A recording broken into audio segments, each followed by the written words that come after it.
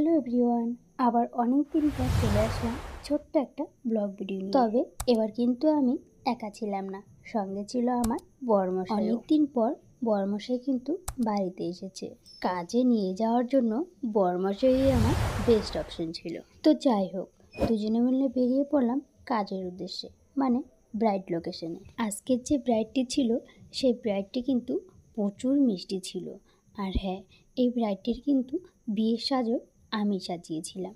আজকে ছিল তার রিসেপশন লুক, আর এই রিসেপশনের লুকটার জন্য কিন্তু আমাকেই বুকিং করা হয়েছিল। তো যাই হোক, আমরা কিন্তু গল্প করতে করতে বিয়েবাড়িতে পৌঁছে গেছি।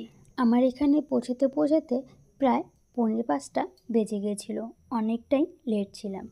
এদিক ওদিক সময় নষ্ট না করে আমি কিন্তু সোজা আমার কাজে চলে যাই, মানে আমার ব্রাইডের কাছে চলে যাই।